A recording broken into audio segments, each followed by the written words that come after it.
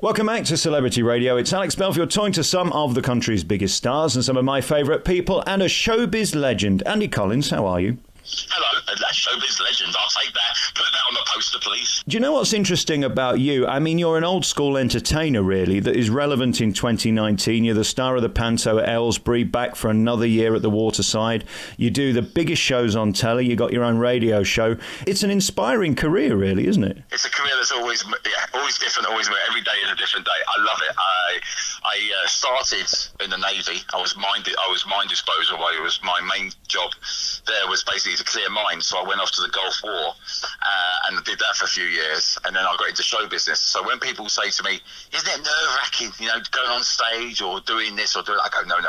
Cutting red wire, green wire. That's nervous. This is a laugh.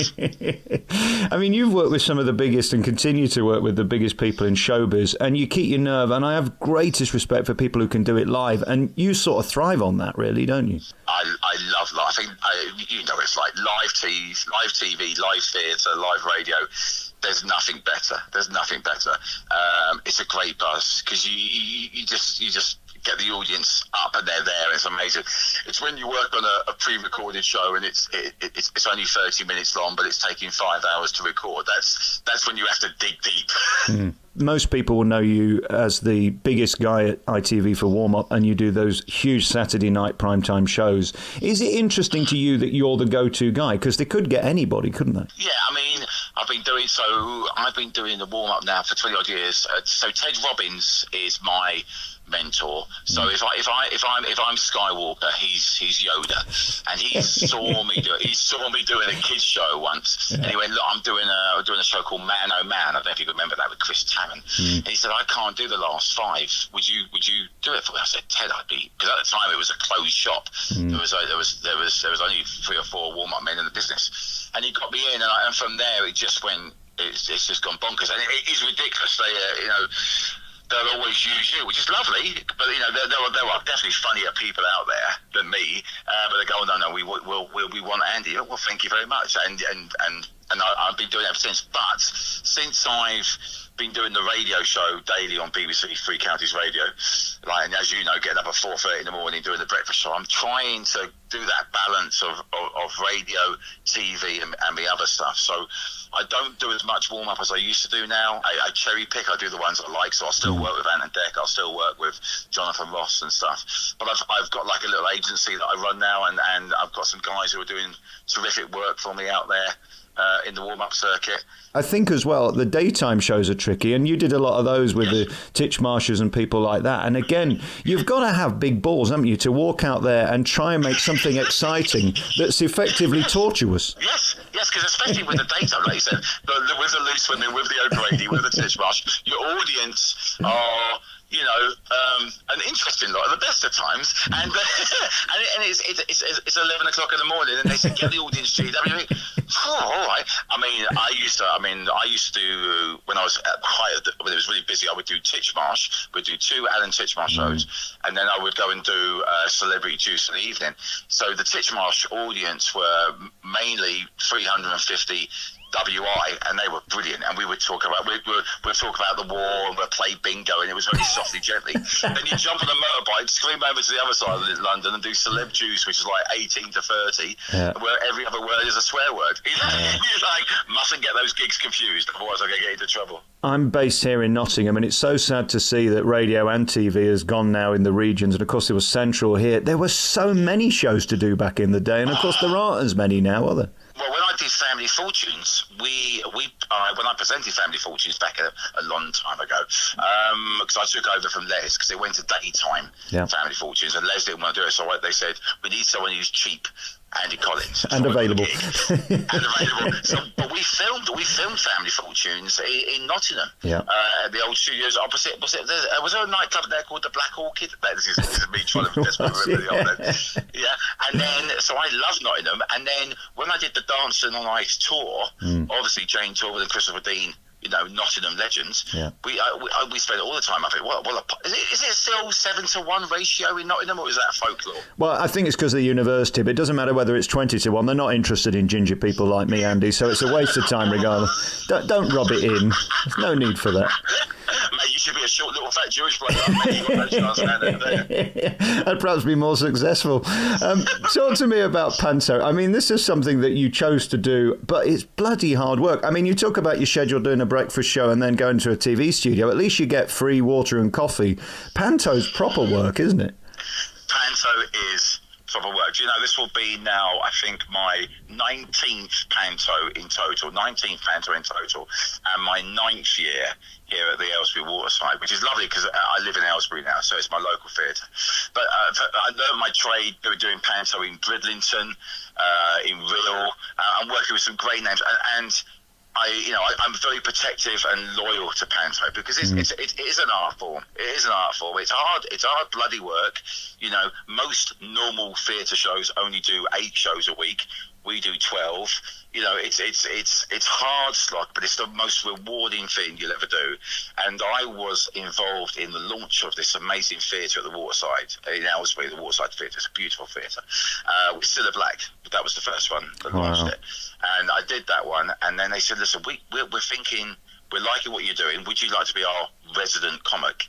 And I went, yeah, I would be absolutely honoured. I thought, I better really concentrate here. But you know what? I'm really lucky. I've got an amazing management team here, and we're starting. I mean, it's only it's March, and we're talking Panto, but already we're planning not just about what we're going to do on the stage, but what we're going to do, you know, out in the foyer, outside the theatre. You know, it's a real amazing experience when you come and watch Panto here in Aylesbury, because everybody gets involved in the whole thing of it. I mean, it's amazing how it's gone from being a bit crap. It's a bit like Las Vegas in a way. In the 90s, it was a laughing stock, and now it's the place everybody wants to be. And it's huge business. I mean, the money's huge, and these shows are enormous now. Yeah, I remember one Panto we did. I mean, this was a long time ago. Our special effect was me sitting in a shopping trolley. You know, which you nicked from Asda. yeah, exactly. And I got my pound deposit. You know, so it's really changed. With special effects, we have lighting, flying, lasers, 3D effects, magic routines. I mean, yes, you're right. But it's big business as well. You know, and there are some theatres in the country that put a Panto on, and what they make money-wise in Christmas helps them survive for the rest of the year. But I will say this, you know, in the old days, oh God, I sound like an old granny. You used to come, and this is across the UK. You know, you go and watch a Panto, it was fairly cheap. They're expensive tickets. It's a musical, basically, isn't it? That's if a family of 4 is over £100. So you, as an actor, has to have a responsibility and a production to put on the show, because, you know, I'm a family man. I've got 2 kids. I know how blooming expensive it is out there. And if I'm sitting there with my kids, I want them to have a good time. I want them to be entertained. So me and Chris, my director, who's been directing here for nearly 5 years now, and Lavoie, who's my Panto dame, she's been with me for these 6 years here. We do a little speech at the beginning. With all of the cast, it's a bit like the speech from Fame. You know, we go, listen, this is business here. We got a reputation that we worked really hard to build up, all of us, and we're passing the baton over to you. Let's really make it work. And you know, it's selling out already. Some nights are sold out here at the Waterside Theatre, so much so that we've already extended another week into January, which is unheard of. You know, when we first started, between you and I, keep it secret. We won't tell anyone. There would be a league table, so we're surrounded by quite a lot of theatres around here. So Milton Keynes was number 1 theatre, then there was Wickham, then there was probably maybe St Albans, and then near the bottom was Aylesbury, because we were the new boys.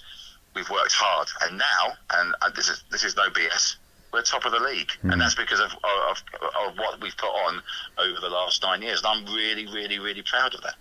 Would you rather be Dick in December or Beauty and the Beast? 12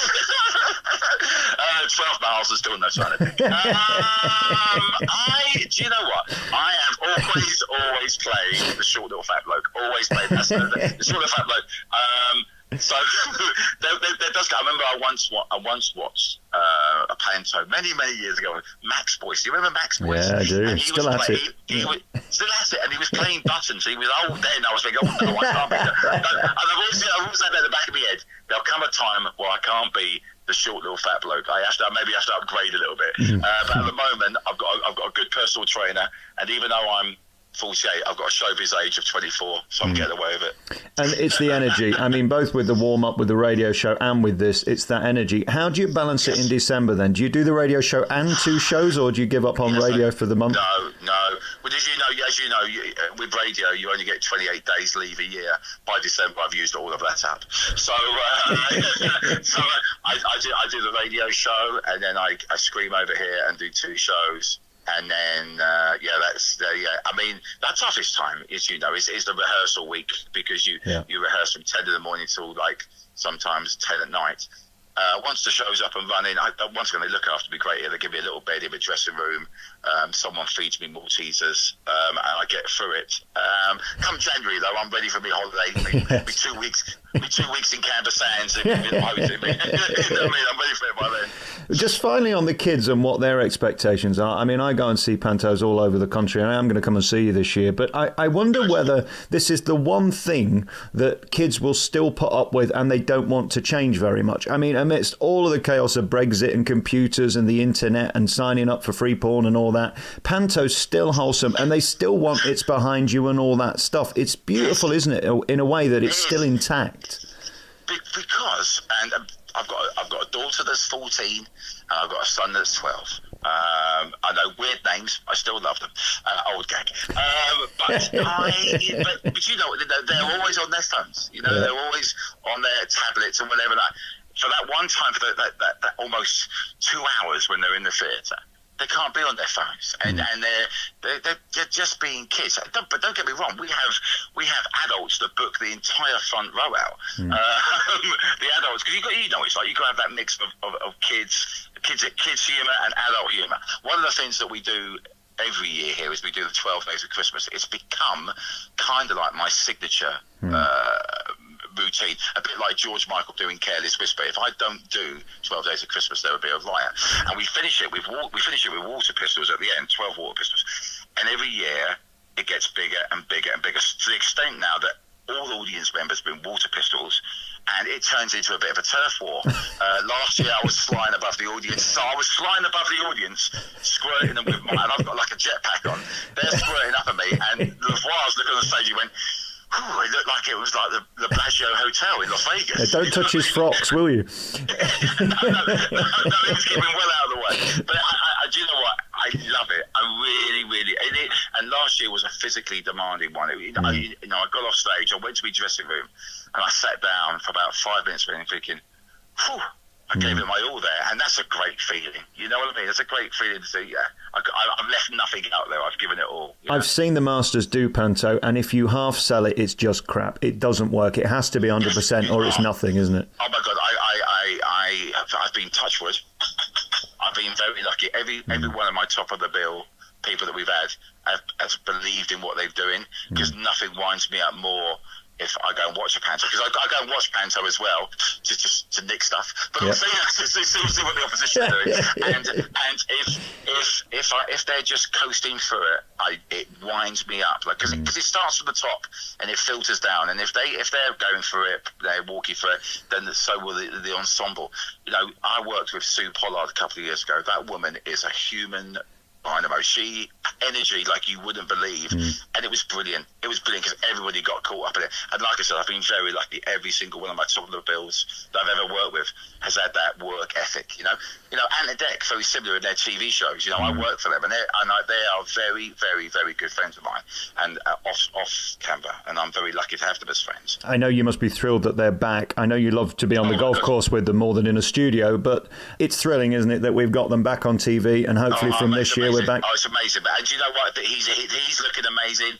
Dec's looking great, even though he's got a newborn baby, and we all know how tough that is. But you will not meet a more professional set of presenters. They're the Morecambe and Wise. They truly are, in the sense that when they're on stage and when they're working in rehearsals, they expect you, if you're working, to give 120% as much as they are.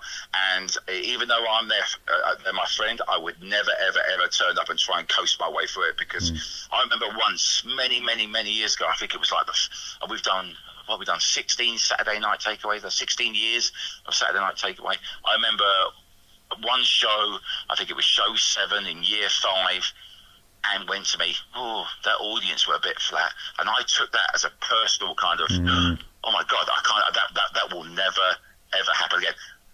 And for touch wood, it hasn't. Yeah, the energy in those rooms are incredible, and it is down to you. You're one of the most respected people in the business, and we look forward to seeing you in Aylesbury this Christmas for Beauty and the Beast. Andy, great to talk to you. Thanks for your time. Cheers, Dan. Make sure you come along, and to everybody else out there, I know it's March, but let's pretend it's December. Merry Christmas, everybody.